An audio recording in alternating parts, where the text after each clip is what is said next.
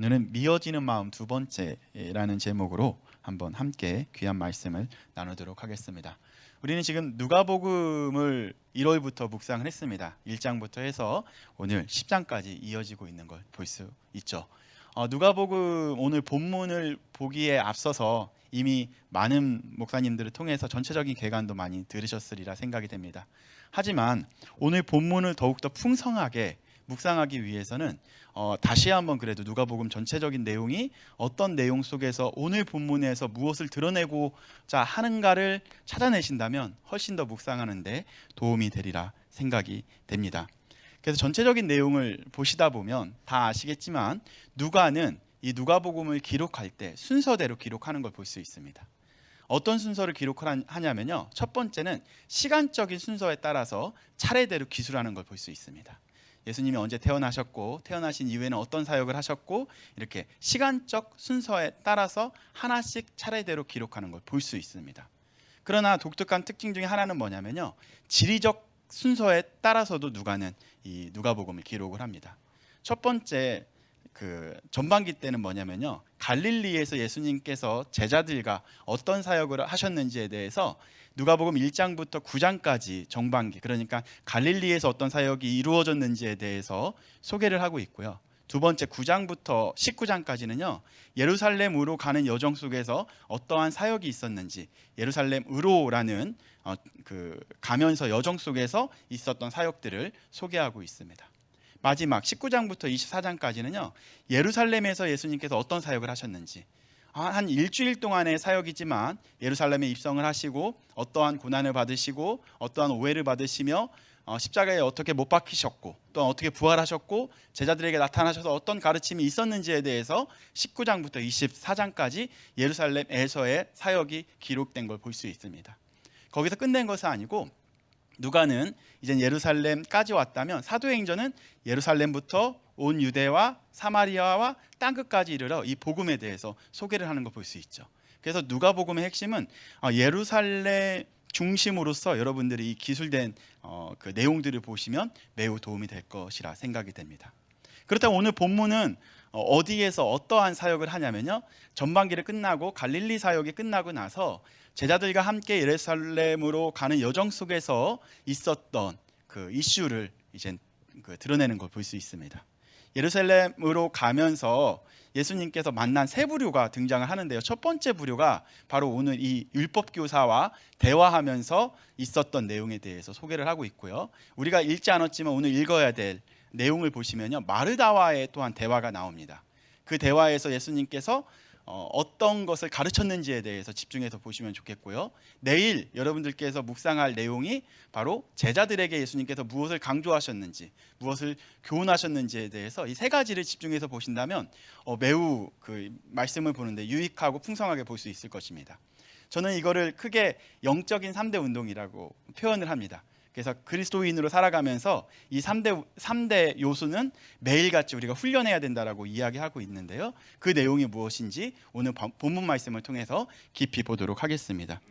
표를 하나 제가 준비를 해드렸는데요, 보시면 이 표를 보시게 되면 오늘 본문에서 나오는 대상이 누구냐면 첫 번째 그 예수님께서 율법교사와 대화를 통해서 무엇을 드러내고 싶어 하시냐면 결론적으로 내 이웃을 사랑하라, 사랑이라는 주제를 첫 번째 이야기하고요.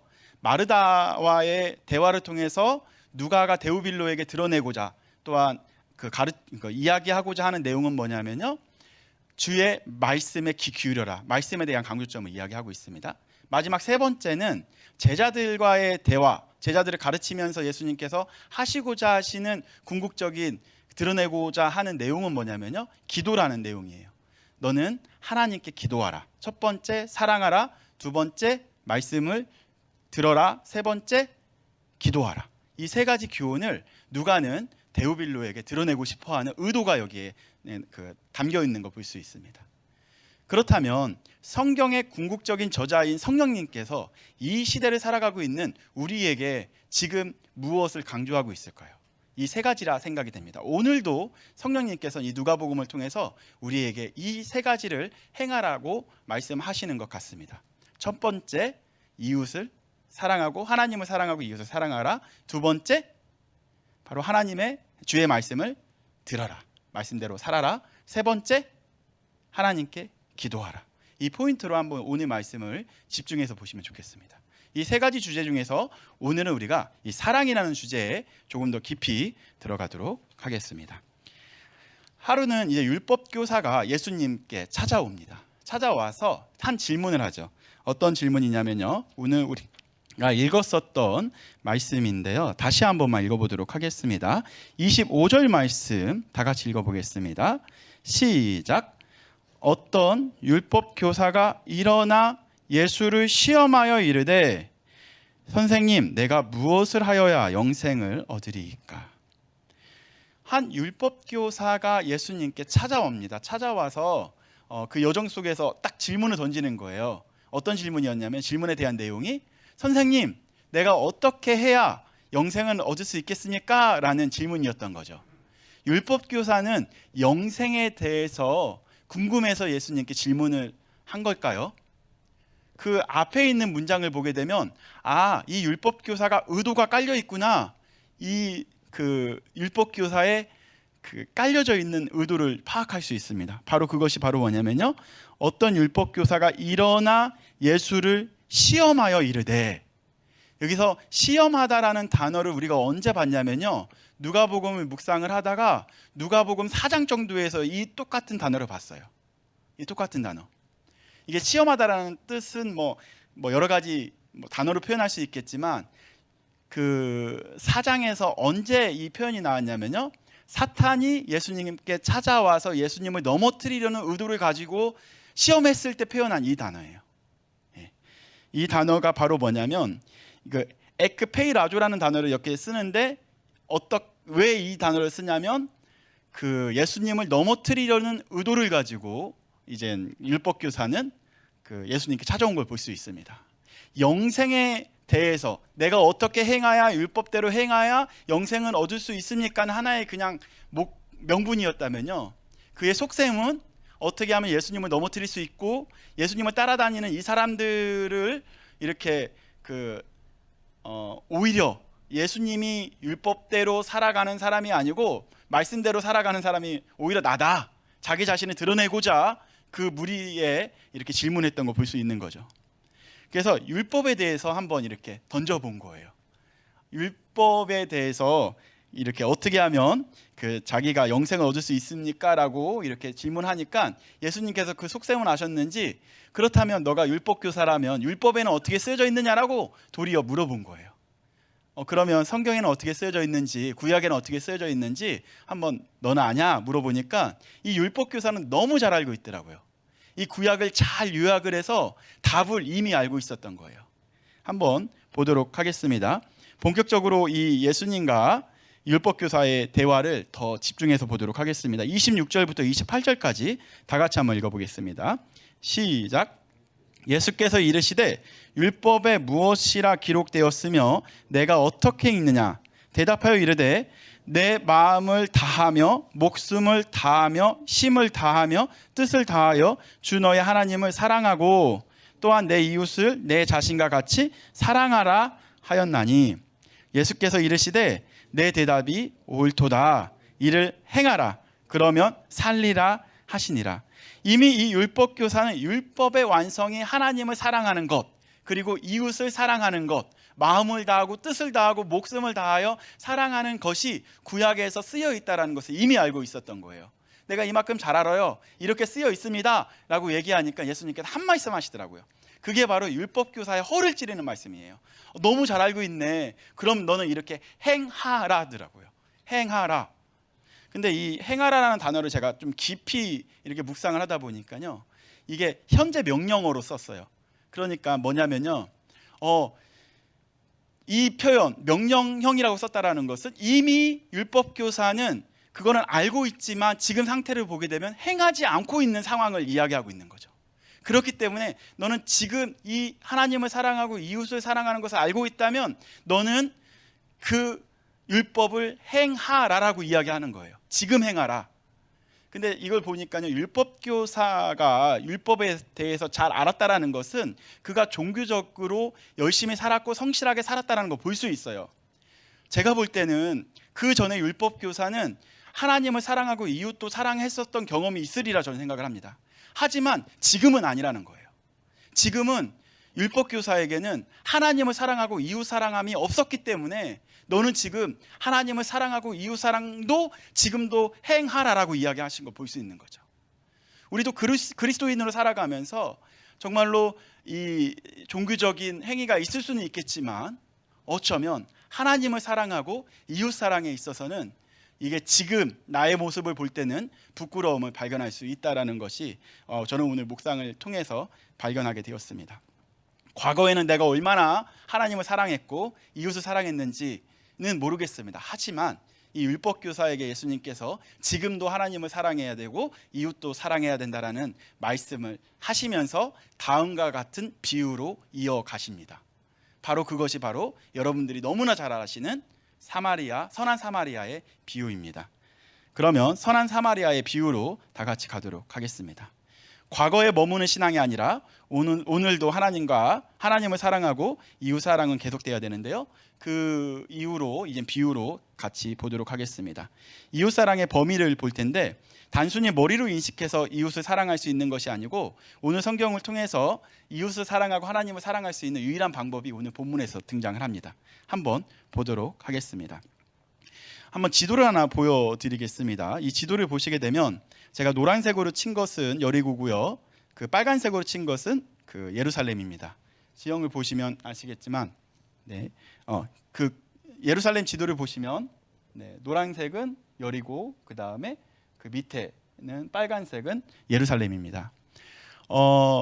예루살렘의 유대인들은 최소 1년에 2번 이상씩은 예루살렘에 갑니다. 가는 목적은 뭐냐면요, 제사를 지내기 위해 명절 때마다 예루살렘으로 가는 걸 볼 수 있죠. 갈 때마다 꼭 들려야 하는 곳, 지나가는 곳이 어디냐면요, 바로 그 여리고라는 지역이에요. 여리고라는 지역은, 이 지도는 내려주셔도 됩니다. 여리고라는 지역은 예루살렘으로 통과하는 지역이긴 한데요, 거기가 그 구글 맵으로 보시게 되면 굉장히 산악 지역이에요. 그래서 그 산악 지역이기 때문에 사실상 예루살렘으로 가는 사람들에게 강도짓을 하기 제일 좋은 장소이기도 해요. 뭐냐면 예루살렘으로 가는 사람들이 무엇을 항상 들고 가냐면요, 돈을 들고 갑니다. 왜냐하면 제사를 지내기 위해서는 그 주변에서 재물을 사야 하기 때문에 항상 돈을 가지고 이제 그 예루살렘으로 향하는 걸 볼 수 있죠. 그렇다면 강도 입장에서 볼 때 가장 강도 짓을 하기에 좋은 장소로 볼 때 여리고가 제일 좋은 장소였나 봅니다. 그래서 그곳에서 실제로 강도들도 많이 그 등장을 한다고 이야기를 하죠. 그래서 이 비유를 하실 때 예수님께서 단순히 그냥 그 사변적인 비유가 아니고 실제적인 비유로서 이 율법교사에게 이야기를 합니다. 여리고를, 그러니까 예루살렘에서 제사가 끝나고 나서 제사장과 레위인이 다시 여리고를 지나갔다라는 것은 그 제사 행위가 끝나고 나서 일상으로 돌아가는 여정 속에서의 그 제사장과 레위인의 그 모습을 표현한 거고요. 그 내려가는 길에 한 강도 만난 자, 그러니까 거반 죽어가고 있는 그 강도 만난 자를 만난 장면으로 이 비유는 시작이 되죠. 그래서 세 부류가 등장을 하는데 첫 번째는 제사장, 두 번째는 레위인, 마지막으로 사마리아인이 등장을 합니다. 그래서 그 사람들이 강도 만난 자를 보고 그 어떠한 행동이 있었는지 좀 쉽게 표현하기 위해서 다음과 같이 한번 그 준비를 해봤거든요. 한번 표를 보여드리면 보시면 첫 번째 제사장이 강도 만난 자를 보고 어떻게 했냐면요, 피하여 지나가요. 바로 그 다음에 두 번째 레위인도 강도 만난 자를 보고 피하여 지나갔습니다. 사마리아인만 보고 가까이 가게 된 거예요. 다시 한번 말씀드릴게요. 사마리아인은 보고 가까이 가고 그를 치료해주고 돌보아주는 행위가 있었던 거죠. 그 행위에 있을 때 제사장과 레위인에게 없었던 한 단어가 있습니다. 그거는 이따 결론에서 말씀드리도록 하겠습니다. 제사장과, 이거 편은 내려주셔야 되고요, 제사장과 레위인의 입장에서 우리가 한번 보면 좋을 것 같아요. 제사장과 레위인은 아까 말씀드렸다시피 예루살렘에서 그 제사를 지내고 일상으로 돌아가는 길이란 말이죠. 그런데 율법을 보게 되면요, 어떤 이야기가 있냐면 시체를 만지는 자는 부정한 사람이라고 표현이 되어져 있어요. 그렇다면 강도 만난 자를 도와주게 되면 거반 죽었다라고 표현했는데, 제사장과 레위인이 이 사람을 돕게 되면 돕다가 마을로 내려가는 중간에 이 사람이 죽는다고 한번 가정을 해봅시다. 그러면 제사장과 레위인은 어떤 일을 한 사람이죠? 부정한 일을 한 사람이에요. 그러니까 단 1초도 고민하지 않고 보자마자 피하여 지나간 걸 볼 수 있어요. 여기서 피하여 지나가다라는 단어가 어떤 거냐면요, 이 세 단어가 붙어 있는 거거든요. 안티, 파라, 에르코마이가 붙어 있는 합성어예요. 보자마자 어떻게 하냐면, 안티는 우리가 안티그리스도 많이 안티기독교 많이 하잖아요. 대항하여, 그 시체를 대항해서, 파라가 옆이거든요. 피해서 옆으로, 그다음 에르코마이는 가다 아니면 살아가다, 그렇게 표현할 수 있습니다. 그게 보자마자 고민도 안 하고 바로 보고 대항하여 옆으로 피하여 지나가는 게 그 제사장과 레위인의 목적을 그 행위를 볼 수 있습니다. 그래서 그들은 어디를 향해서 겠냐면, 제사장과 레위인은 그들의 목적지는 일상이었던 거예요. 평소에 살아갔었던 삶을 살기 위해서 오히려 이 강도 만난 자는 자기에게 유익한 사람은 아니었었던 거죠. 그런데 단순히 아까 그 사마리아인의 단어를 보니까, 사마리아인이 가까이 가다라는 단어를 보니까요, 이건 조금 달라요. 이건 두 개의 단어가 합쳐져 있습니다. 뭐냐면 프로스, 그 다음에 에르코마이. 그러니까 그에게 가까이 갔다라는 뜻은, 보통 프로스라는 단어가 쓸 때 어떠한 목적이 나오기 전에 쓰는 전치사거든요. 즉 사마리아인의 최종적인 목적은 그 강도 만난 자였었던 걸 볼 수 있죠. 그에게 가까이 가고 그를 치료하고 그를 돌보아 주는 걸 볼 수 있습니다. 그러면 사마리아인은 평소에 착한 사람, 제사장과 레위인은 나쁜 사람, 우리는 그렇게 해석을 해야 될까요? 아니에요. 그냥 사마리아인, 그러니까 제사장과 레위인은 원래 했었던 방식대로 그냥 살아갔었을 뿐입니다. 그냥 종교적인 삶으로 살아갔었을 뿐인 거죠. 그런데 이 사마리아인이 가까이 갈 수 있었던 유일한 이유가 오늘 아까 표에서 나왔어요. 불쌍히 여기는 마음이 그 마음에 있었던 거죠. 그런데 이 불쌍히 여기다라는 이 단어가 누가복음에서 많이 안 쓰여져 있어요. 한 3번인가 4번밖에 안 쓰여져 있는데, 언제 이 단어가 썼냐면 그 전에 봤을 때요. 그 기억나시나요? 그 예수님께서 나인성에 들어가셔서 과부의 외아들의 장례식에 참여하시죠. 거기서 과부를 보고 어떤 마음을 가지셨냐면, 창자가 끊어지는 마음을 가지셨어요. 같이 우시면서 울지 말라 위로하시면서 창자가 끊어지는 마음 많이 들으셨죠? 스플랑 그조마이. 그 마음이, 그 예수님의 마음이 이 사마리아인에게 있었던 거예요. 예수님의 마음이 있는 사람은요, 강도 만난 자를 그냥 외면할 수 없었던 겁니다. 아파하고 절망 속에서 신음하고 있는 그에게 가까이 갈 수 있는 유일한 이유는 예수님의 마음이 있었기 때문에 그 강도 만난 자에게 가까이 갈 수 있었던 거죠. 우리는 지금 국내외 선교를 하고 있고요, 또한 일상을 향해서 나아가기 위해서 우리 이렇게 모였습니다. 이젠 선교는 우리가 못 가잖아요. 저도 이젠 장흥 선교 오늘 인도를 하긴 할 텐데, 어제도 그 영계교회 목사님들에게 많이 연락이 옵니다. 너무 감사합니다. 기도해 주셔서 너무 감사하고요. 우리도 함께 기도할게요. 그런 이야기를 많이 그 문자로 받고 있습니다. 우리가 이젠 선교가 이게 끝이 아니라 이 시작이 되었으면 좋겠습니다. 즉 주변을 한번 돌아보십시오. 이 적용을 하기 위해서 주변을 돌아보게 되면 정말로 강도 만난 자와 같은 상황 속에서 놓여 있는 주변인들이 많이 있을 것입니다. 그들을 그냥 외면하지 말고 우리가 어떤 마음으로 그들을 바라봐야 되는지에 대해서 한번 고민해 보시면 좋을 것 같고요. 두 번째, 이제 국내외 선교를 하는데 다른 것이 회복되기 전에 이 예수님의 마음이 먼저 회복되었으면 좋겠습니다. 내 안에도 영혼을 사랑할 수 있는 마음, 그 마음이 다시 한번 오늘도 있게 하셔서 오늘도 그 마음으로 하나님을 사랑하고 또한 이웃을 사랑할 수 있는 마음이 먼저 회복되게 해달라고. 그런 마음이 회복돼야만이 우리가 이웃도 사랑하고 하나님을 사랑할 수 있는 그런 능력이 생길 것이라 우리는 믿습니다. 하나님, 이 시간 우리가 일상을 나아가기 전에 먼저 회복시켜 주시옵소서. 첫 번째, 이 스플랑그조마이, 미어지는 마음이 다시 한번 내 마음 속에서부터 일어날 수 있게, 다시 한번 회복될 수 있게 해달라고, 이 예수님의 이끌는 마음이 다시 한번 내 마음 속에서부터 일어날 수 있게 해달라고 기도하면서 일상으로 나아가면 좋겠습니다. 우리 잠깐 기도하며 일상으로 나아가겠습니다. 기도하겠습니다. 하나님, 그렇습니다. 오늘 본문 말씀을 보니까 나에게 부재했었던 것이 어쩌면